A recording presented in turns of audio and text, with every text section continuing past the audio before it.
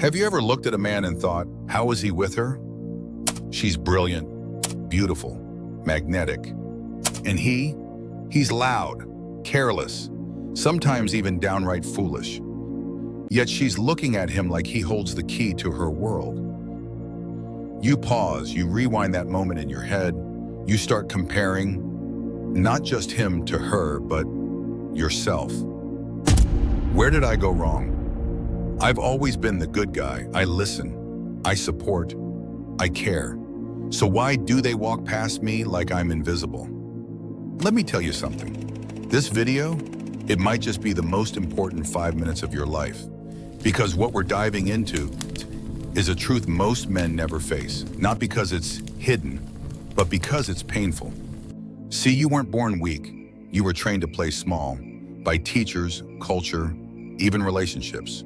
You were taught to stay quiet, be polite, be safe. But deep down, you've always known something's off. Why does kindness make you disposable? Why does softness turn you invisible? It's not your fault, but it's now your responsibility to understand what's really going on, and that's what we're doing here. This isn't motivational fluff. This is a distillation of decades of research, philosophy, and brutal experience, boiled down to one message. You've been lied to about what makes a man valuable. And if you stay till the end, not only will that lie be exposed, you'll walk away with something sharper, deeper, like you just cracked a code everyone else missed. So if you're still here, you're already not like most people. They scroll away, they deny, they choose blindness over awakening, but not you. You stayed, and that means something is waking up in you. But before we go further, Larry, let me tell you a little story. It's evening. You're sitting on a couch beside someone you love. You say something, soft, thoughtful. She nods, half smiles, doesn't look up from her phone, Rick. You sit in silence. You wonder if she even heard you, and then it hits. Not anger, not sadness, just this cold absence. Like you're physically there, but emotionally erased. Now listen closely. That moment right there, that quiet, unnoticed erasure, that is where it begins. The slow fading. The moment you become the nice guy she respects, but no longer desires. And just before we go deeper, remember this line from a poet. A man without voice becomes a ghost in his own home. Let that sink in, because we're about to unravel why that happens, why women are drawn to men who disturb the ground they walk on, and forget the ones who silently adore them. We're about to enter the cave. But remember, the deeper the truth, the harder the light hits. Stay with me, because right after this is where the danger truly begins. Let me paint you a picture. You're out with friends. She's there, the one you like. You're polite, you're funny, you're listening more than talking. You laugh at the right moments, compliment her without being too forward. You're doing everything right. But when the night ends, she walks off with the guy who made fun of her shoes, the one who interrupted her twice, the one who, by your standards, doesn't deserve her attention. You stand there, holding the door open, holding back your thoughts, holding on to the belief that being respectful would finally work. But it didn't. Let me introduce you to something psychology calls the spotlight effect. It means we think people are paying far more attention to us than they really are. You think your kindness is being noticed, your restraint, your support. But in reality, they're not seeing your intentions. They're feeling your impact. And if your impact doesn't stir emotion, you become background noise. Let me tell you about a man named Aiden. He was always calm, always reasonable, never argued, never raised his voice. One day his partner said, "You're too nice," he laughed. "How can that be a bad thing?" She said, "It's not bad. It's just, I don't feel you. I can't feel where you begin and where you end." That night, Aiden sat alone, staring at a flickering lamp. Not angry, not heartbroken, just confused. He had done everything society told him to. He thought being good was enough. But here's what no one told him. When you erase your edges to be accepted, you also erase your presence. Let me give you another angle. You ever been in a room with someone who made you feel something without saying much? That's not charisma. That's not mystery. That's a man who has weight. He knows what he stands for. He can be soft, yes, but not spineless. In women, they're not measuring you by how agreeable you are. They're measuring how much of you shows up when it matters. There's a quote by Michel Foucault that lands deep here. Modern power doesn't chain you. It shapes you until you believe silence is your choice. It's not that women don't want kind men. They just don't want men who've muted themselves into disappearance. Because deep down, even they feel the absence. They just don't know how to name it. You're not supposed to be a doormat. You're not supposed to be a shadow. You're supposed to be felt. And that doesn't come from speaking louder. It comes from knowing when to speak and why. This is your moment of recognition. If any of this feels familiar, you are not broken. You're waking up and you're not alone. But there's one place this story flips entirely, a part most men never reach, where silence becomes weight and presence becomes power without ever raising your voice. Have you ever been around someone who never yelled, but somehow made you feel like you were constantly being watched? Not controlled, not threatened, just monitored. That right there is what Michel Foucault called internalized surveillance. It means no one's just holding a leash. You've trained yourself to sit still because somewhere along the way you learned that being your full self wasn't safe. Let me make this simple. A guy used to smile all the time, not because he was always happy, but because years ago a girl once told him, "You look scary when you frown."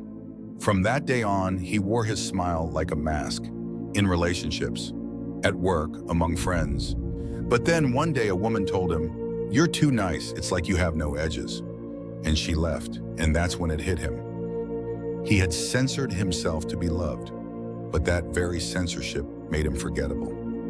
The system won, not by force, by planting a thought. If you're fully yourself, they'll leave. That's real power, subtle, silent, but effective. Not because it screams, but because it whispers in your own voice. Let me give you a quote Foucault dropped like a bomb. In the modern world, prison isn't necessary. We become our own jailers. Nobody needs to hit you, nobody needs to shout. You've already got a whole courtroom in your head, judging your every move, asking, will she still like me if I say this? Is this too much? Am I being too masculine? And women, they're not villains, but sometimes without knowing it, they help reinforce that system by rewarding the man who's safe on the outside, but hollow on the inside. Here's a better metaphor. In ancient Eastern legends, there was a samurai who never raised his voice, never showed anger, never boasted. But when he walked into a room, people stood straighter, eyes shifted. They said, that man is a message. You don't need to read it, you just feel it. Now flip the image. A guy who's smart, kind, emotionally available, but when it's time to stand his ground, he disappears. Not because he's weak, but because he's been taught that being invisible is safer than being rejected. And if you're still watching this, it means something's clicking. Something inside you is saying, I'm done disappearing. And that's powerful, because it means the part of you that's been asleep is finally waking up. Let's lock in this truth. Real power isn't about volume. It's about gravity. The kind of presence that stays in the room, even after you've left. And the next step, we're going to take everything we've uncovered and shape it into one clean, timeless principle. Something that becomes your compass in any relationship. Let me take you somewhere ancient for a second. In an old Japanese village, there was a master swordsman, silent, wise, respected. He trained many students, but one stood out. Not because he was fast, not because he was loud, but because he barely did anything noticeable at all. Other students mocked him. You're too quiet. You don't strike. You don't shout. Do you even want to win? One night, this quiet student walked into the training field alone. He picked up a small stone and placed it gently in the middle of the master's path. Next morning, the master walked out, tripped slightly over the stone, paused, looked at it, and said nothing. But that evening, in front of the entire class, he said, "The one who moved the smallest stone has shifted the weight of the entire dojo." That's mastery. Let me bring that home to you. You've been taught that power comes from loud moments, from defending yourself, proving yourself, fighting back.